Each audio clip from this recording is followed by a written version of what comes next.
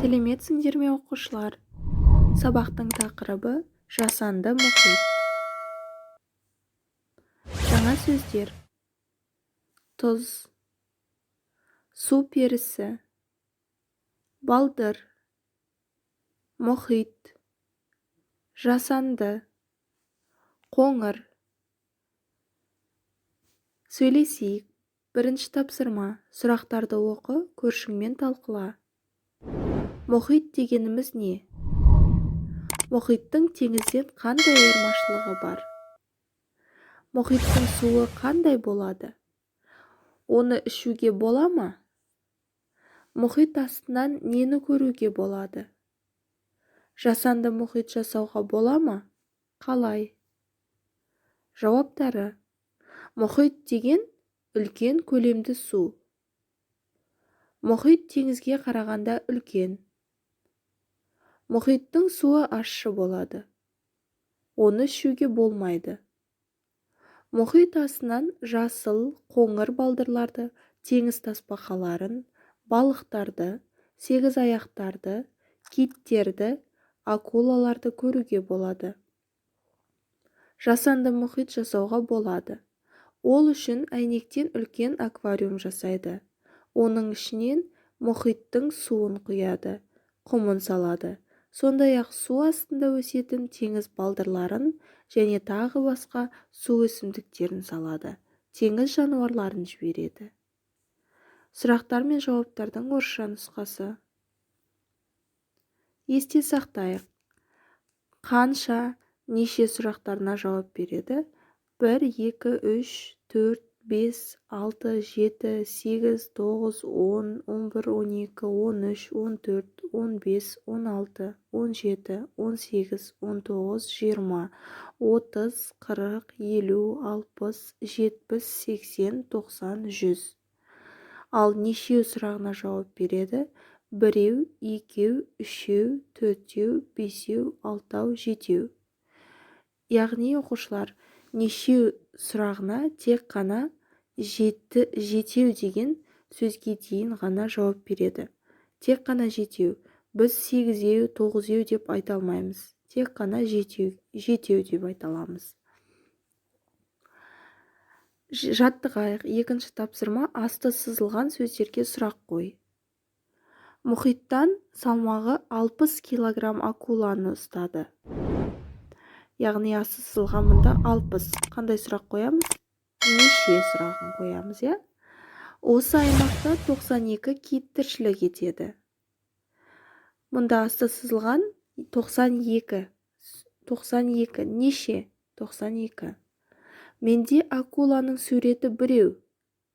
Қандай сұрақ қоямыз? Нешеу? Су перісінің қолы екеу болады емес пе? Қандай сұрақ қоямыз оқушылар? Нешеу? Жарайсыздар. Оқиық. 4-ші тапсырма: сұрақтарды оқы, жауабын мәтіннен тап. Океанариум дегеніміз не? Қазақстанда океанариумның қашан және қай қалада ашылады? Бұл океанариум не себепті рекордтар кітабына жазылады? Думан океанариумына қанша тонна мұхит құмы әкелінген? Бұл жасанды океанариумға қанша литр су керек? Океанариумда шамамен неше теңіз жануар бар? Жауаптары: океанариум деген жасанды мұхит. Қазақстанда океанариум 2003 жылы Астана қаласында ашылды. Бұл океанариум әлемдегі мұхиттан ең алыс орналасқан океанариум болғандықтан рекордтар кітабына жазылды. Думан океанариумына 120 тоннадай мұхит құмы әкелінген. Бұл жасанды океанариумға 3 миллион литрдей су керек болды.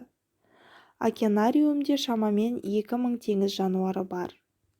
Сұрақтар мен жауаптардың орысша нұсқасы. Оқиық және жауап берейік. 5-ші тапсырма: мәтін бойынша сұрақтарға жауап бер.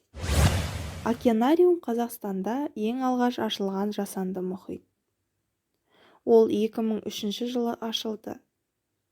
Бұл жер табиғи мұхиттан шамамен 3000 километрге алыс орналасқан. Ол жазық даланың қақ ортасында тұр. Сол себепті оны рекордтар кітабына енгізген. Оған 120 тоннадай мұхиттың табиғи құмы қолданылған.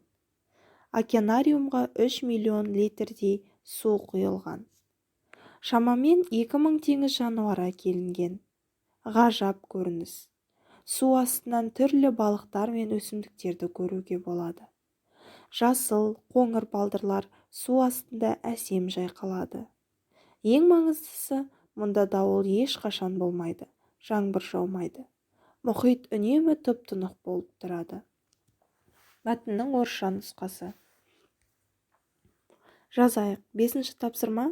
Көршіңнің арқасына цифрды саусақпен жаз. Ол атап осы санмен сөйлем құрасын. Біздің аймақта 4 өзен бар.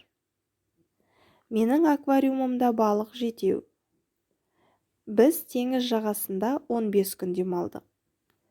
Бүгін сынап бағанасы +26 градусты көрсетіп тұр. Су асты әлемінде 100-ден астам балық түрі бар. Назарларыңызға рахмет, сау болыңыздар.